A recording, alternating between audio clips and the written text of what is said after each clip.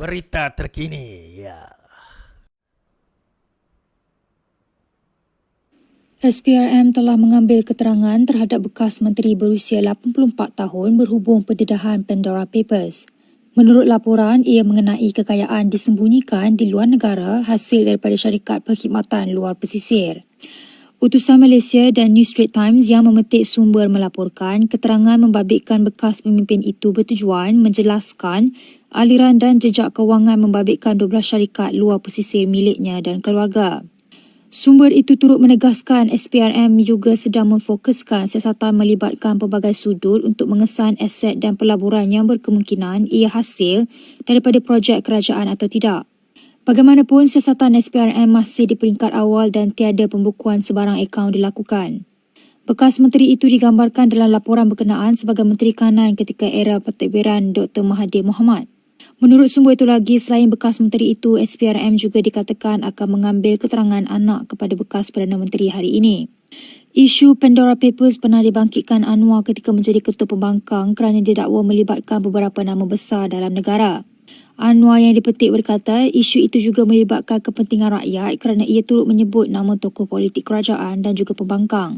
Sebelum ini, media melaporkan puluhan aset milik ketua negara dan kerajaan didedahkan oleh Pandora Papers yang turut mengaitkan sebilangan rakyat Malaysia terkemuka lain dengan urusan perniagaan luar pesisir. Cerita yang kita nak bawa sebelum kita bawa the main crux of the matter tentang PM tua yang pencacai tua. Okay, alright. Cerita tentang Sarawak sekali lagi. Bendera Sarawak, ni bendera Sarawak kini dikenali sebagai Ibu Pertiwi Abang Johari. Bendera negeri Sarawak kini dikenali sebagai Ibu Pertiwi, kata Premier Sarawak Tan Sri Abang Johari Tun Abang Jopeng. Abang Johari mengumumkan perkara itu semasa berucap pada majlis sambutan ambang tahun baru peringkat negeri yang diadakan di tebingan sungai di Kuching malam tadi. Menurut Abang Johari, sebelum ini bendera Sarawak tidak mempunyai sebarang nama tersendiri seperti bendera Malaysia yang dikenali sebagai Jalur Gemilang. Ibu Pertiwi membawa maksud kedaulatan kepada Sarawak. Ia juga menunjukkan kehebatan negeri Sarawak dengan warna bendera merah, hitam dan juga kuning. Semua anak Sarawak hendaklah tekad bekerja kuat mempertahankan Ibu Pertiwi dan sama-sama membangun negeri ini agar lebih maju. Sambutan ambang tahun baru berakhir dengan tema Let's Celebrate Together, diraikan dengan pelbagai pengisian termasuk persembahan pentas, pertunjukan buka api dan acara kiraan detik tahun baru. Ia juga di persembahan artis popular tanah air seperti Dato' Amy Search, Zainal Abidin turut diadakan di perasmian tiang bendera Sarawak yang berharga lebih 30 juta ringgit. Aku sebut je. Tapi yang uniknya sambutan di Sarawak ni tuan-tuan, tak ramai Sabah Sarawak lah, tak ramai orang faham sebenarnya kapasiti ataupun apa yang berlaku di Sabah Sarawak daripada segi perundangan, daripada segi perlembagaan. Kita sememangnya berbeza. Sabah Sarawak sememangnya berbeza dengan Semenanjung Malaysia kan. Dan untuk kita nak mengatakan kita sama dalam keadaan ini, keadaan gitu, sebenarnya tidak. Sebenarnya tidak. Even dalam artikel 1 Sabtu perkara pertama fasal 2 di dalam perlembagaan sendiri yang sudah di-amend, yang sudah dipinda kembali kepada pindaan asal oleh Pakatan Harapan sendiri menegaskan bahawa kita adalah satu wilayah tersendiri. So, banyak juga perkara yang berbeza kalau kita tengok tadi, banyak perkara yang sebenarnya Sarawak mempunyai keistimewaan dia sendiri, dan saya sempat melalui dua bendera. Bendera yang sekarang ini dan bendera yang sebelum ini. Bendera Sarawak ini adalah dalam hidup saya kali kedua dipinda, diubahlah oleh Taib Mahmud.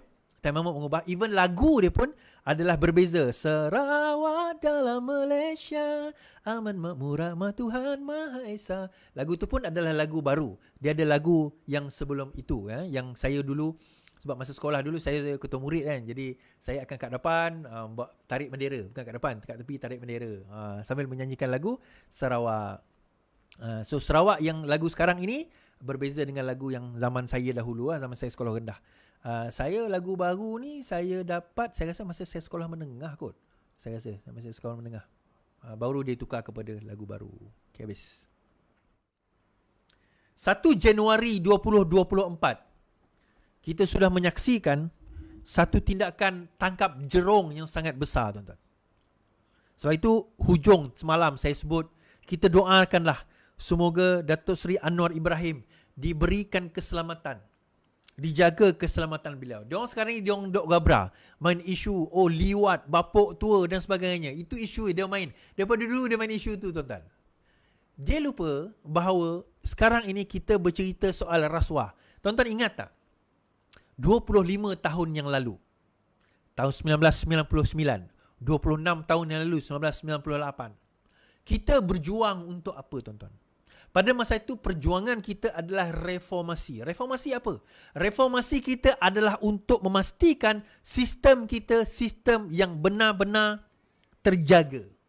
Dan kita bukan sekadar kita kata membetulkan sistem, kita kena bawa mereka yang tidak sepatutnya ke muka pengadilan. Sekarang ini, tahun 2023, ramai pengkritik mengkritik Datuk Seri Anwar Ibrahim. Di mana reformnya? Di mana reformnya, tuan-tuan? Kita nak tangkap orang, bukan hari ini kita berkuasa, esok kita terus tangkap semua orang.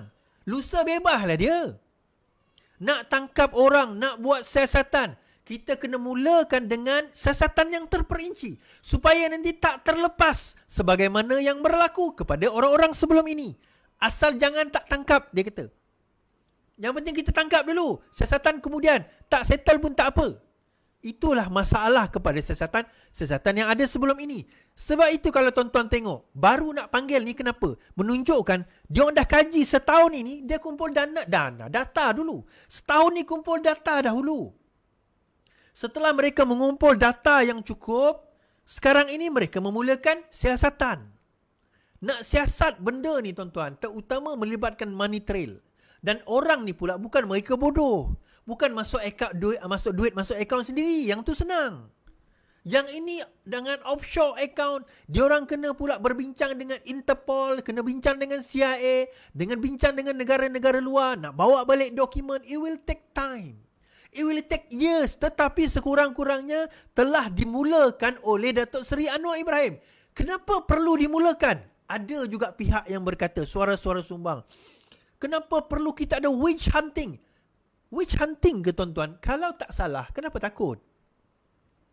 Kalau tak salah, kenapa takut? Kalau tak buat, kenapa gabra? Kita ingat lagi, tuan-tuan, budak-budak muda tak tahu Bank Bumiputera. Bank Bumiputera Malaysia Berhad, BBMB. Tuan-tuan ingat BBMB? Yang usia saya dan ke atas ni ingatlah. Bank Bumiputera Malaysia Berhad. Bank terbesar di Asia. Saya ingat iklan dia. Bank Bumiputera Malaysia Berhad. Bank terbesar di Asia. Memang betul. BBMB adalah bank yang terbesar di Asia. Dengan aset lebih bilion ringgit pada waktu itu. Apa jadi dengan Bank Bumiputera?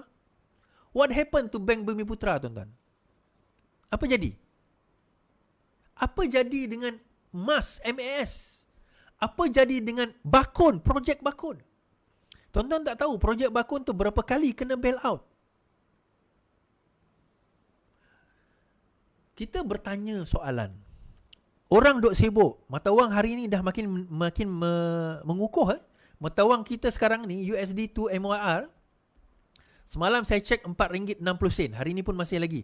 Hari ni RM4.59. Hari ini RM4.59. Sudah semakin mengukuh.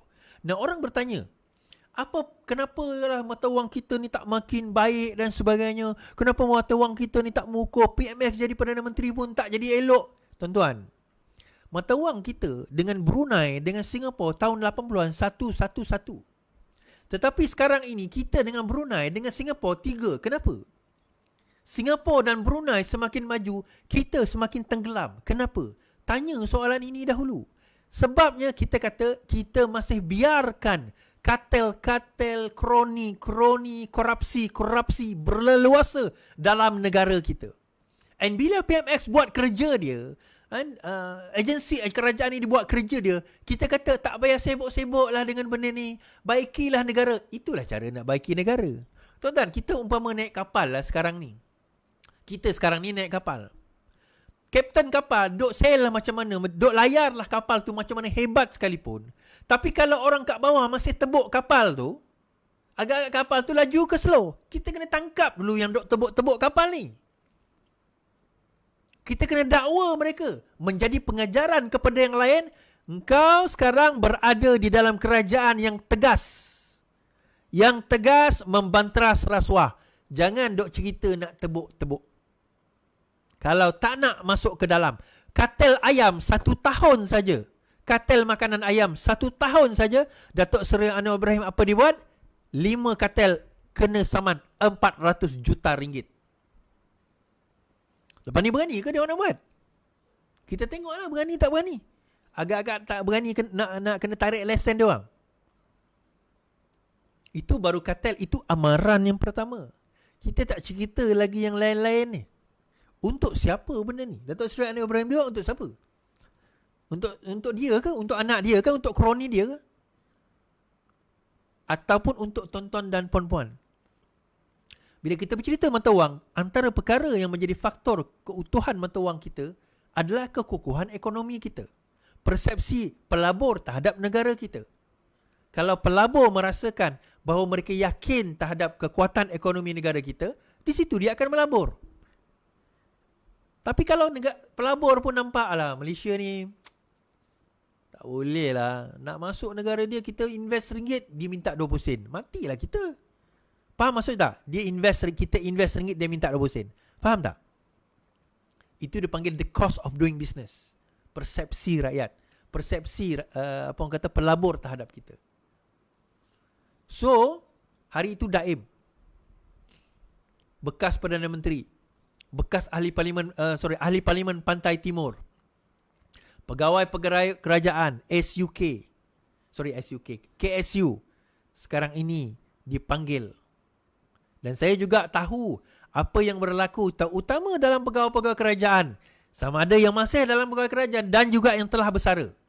Jangan ingat anda dah bersara, anda boleh lepas begitu saja. Jangan ingat dah bersara, anda boleh lepas begitu saja. Oh, tidak semudah itu. So, kita nak lawan korupsi ni, dia akan ambil masa, tuan-tuan. Sebab itu, Datuk Seri Anwar Ibrahim suka cerita Shivaji the Boss. Rajinikan. Tengok cerita-cerita dia. Memang cerita dia pasal lawan korupsi. Dan saya suka kat cerita-cerita dia kan. Tuan-tuan, negara kita, saya ingat lagi. Geng-geng kita ni lah, budak-budak umur kita, orang-orang umur kita ni dan tua sikit, muda sikit dari kita. Kita melalui zaman reformasi. Kita melalui zaman betapa takutnya kita hidup zaman Mahathir dahulu. Kita melalui zaman betapa kita ditindas teruk pada waktu itu. Masa itu zaman ada ISA tau. ISA ni, menteri boleh tangkap kita. Kita jeleng, dia tak puas hati, dia boleh tangkap. Dia boleh letak kita dalam penjara 2 tahun, tak ada bicara. Itu zaman Mahathir. Itu suka hati dia. Tak perlu ada justifikasi kenapa dia nak kena tahan kita. Kalau dia nak letak kita bawah ISA. Yang penting prosedur dia cukup. Ya ke Is? Ya. Itulah zaman Mahathir dahulu. Sekarang ini, dan saya teringat zaman Mahathir dulu kan. Saya kata, ya Allah. Ni saya ingat umur saya dalam awal 20-an, saya kata, kita hidup dalam ketakutan masa tu kan. Tuan-tuan mesti ingat juga kan. Saya ingat lagi. Saya kata, mungkinkah suatu hari nanti aku akan dapat menyaksikan kerajaan rejim yang kejam ini akan gugur, akan jatuh. Macam mana? Is it possible? Dia ni terlalu kuat. Semua bawah dia. Kekuatan semua bawah dia. Macam mana kita nak kalahkan dia? Dan aku juga berharap satu hari nanti aku dapat melihat Datuk Seri Anwar Ibrahim menjadi Perdana Menteri sebelum aku mati. So 2024 1 Januari ini kita sudah ada berita baik. Kita berada di landasan yang benar. Kita menuju ke arah yang betul.